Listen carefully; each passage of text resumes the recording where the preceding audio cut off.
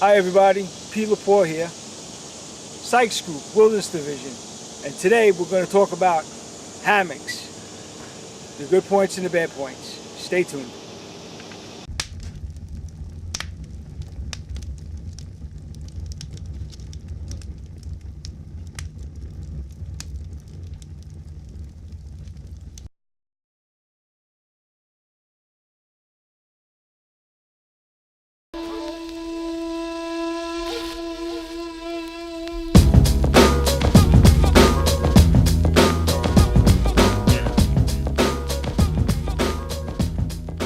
How you doing, folks? Pete Laporte back, Sykes Group, Wilderness Division, and today we're going to talk about hammocks, the good points and the bad points.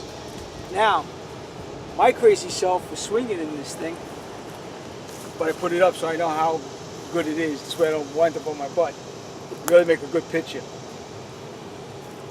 This particular hammock is made by a company called Trip Worthy. The little pouch is sewn directly onto the hammock, so when the hammocks fold up, it fits right in the pouch. You won't lose the pouch, you have the hammock, perfect. Hammock's got a 450-pound capacity load, meaning that a person of up to that weight can use this hammock and stay safely in it without feeling that he's going to rip it and fall to the floor. Now, besides the hammock having a 450-pound capacity weight limit, it's made out of nylon material that they use for parachutes. So its tensile strength and its stretchability is very good on this item. It'll last over the course of a lifetime and years of work out in the woods. The particular rope and hooks that are used on it is metal, should say steel carabiners. I'll walk onto this side, I might see a little better. Steel carabiners are 250 pounds tensile strength piece,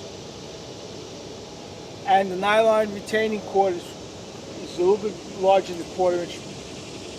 It's got a tensile strength of up to 500 pounds per line. So 250 on the carabiner, over 500 pounds tensile strength on the line, 450 pound support on the nylon to hold somebody's weight when they're doing this. That's how I can get away with this. Now, I'm nowhere near 450. I'm about 180. But I'm pretty sure get a couple people seeing this, they'll hold up to it. Now, if I can get out of it. Okay. Now, why would you want to have a hammock? Well, in all honesty, nowadays, when you go camping, a lot of people just sleep on the floor, they build shelters, they lay on the floor, they lay on the dirt. It's all well and good for an expedient shelter. This thing weighs almost next to nothing. It's less than a pound with everything together, and you're up off the floor. If it rains, you can always run a line between the two trees, throw a canvas top over it, a nylon top, whatever you have, and that's your rain fly. It's sticking, you can lay in this, be under the top, you won't get hit with the weather, okay?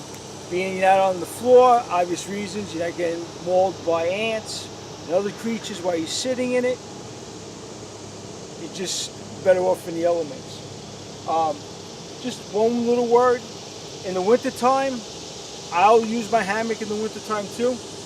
Because you're up off the floor, you're kind of susceptible to winds.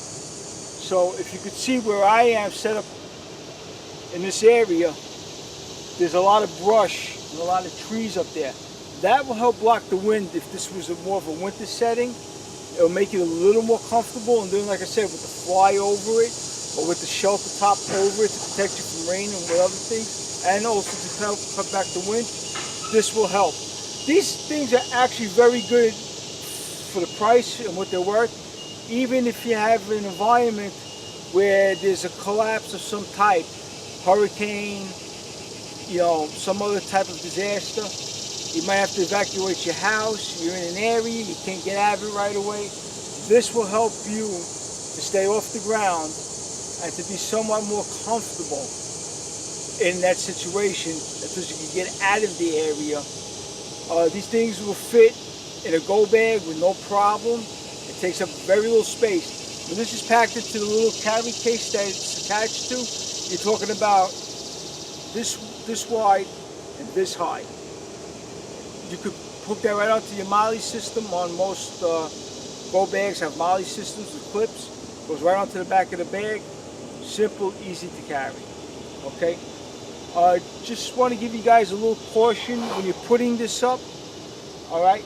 You have to remember something. Once you put weight on this, this has a tendency to sag and to go down. When you hook it up to a tree, you want a tree of substantial size to hold you. If you're going to hook it up to a thinner tree like this one here, might not be enough to support your weight. So you're going to go something with a little sturdier, a little bigger. A good rule of thumb when you're putting these up is I'm 5'5". When I put this rope on this tree to set up this hammock, I kind of went between my chest and my neck height this way, because I kind of know that when you sit in them and it sags a little bit, that's kind of a little of a guideline to give you an idea of how much it possibly could sag with the weight in it. Okay. Now, these two trees are about 10 feet apart, so using that guideline I said, going between the chest and the shoulder height, all right, between a span of about 10 feet, that works perfect for this type of thing. This is going to be a trial and everything here, folks. When you put it up between your trees, you might want to set it up, and before you jump in this, just kind of lean on it a little bit, test it, see how it is. Now, the lines are fully adjustable. You could adjust this to tighten it, to loosen it, if the trees are further apart, closer together, whichever you want. But the ideal thing is just trying to find two trees at a nice distance. So like I said, when you put this up and you go to sit in it, and this sags, you're not going right to the floor. Okay? I purposely picked this area the way it was, just to show you that even though I have these two big trees, if you look around the area behind me and all, there's really not a lot of big trees in this area. A lot of them are more smaller trees, smaller saplings. And saplings won't be enough to hold this item up with your weight in it. So you're going to want substantial trees. If these trees are further apart, the only thing you do is you take out some more rope that you carry, go a little higher up on the tree, tie it around the tree, get into your Boy Scout knots, use your clove fix, your hair fix, whatever you need to tie that rope to that tree, and then you can hook up your hammock to the things. Alright, that's about it for now, folks. Have any questions? Hit us up on the website, hit us up on the videos, ask away, we'll try to help you out. Have fun and enjoy camping. Folks, just to let you know, the easiest way you can to put this roll back together in this little pouch, to attach the pouch to the tree with the opening up, stretch it out. This is how it looks. Square the bottom, pick it up,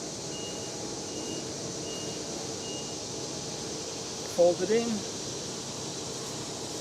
Now these are actually made to stuff, but I'm going to roll this one a little bit.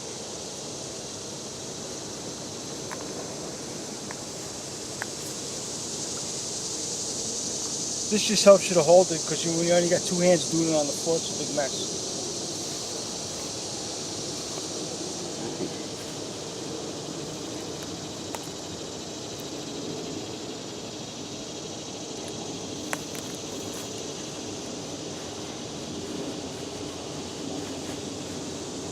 Now it's stuffed in your little sack.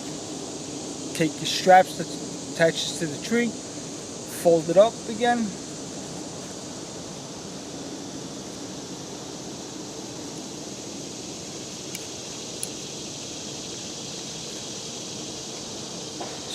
Stuff this right in the bag with your hammock.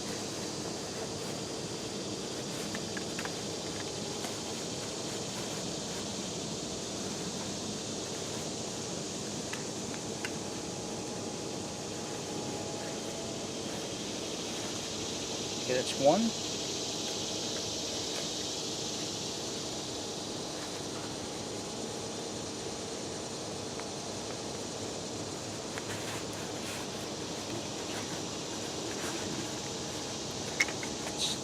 It's number two.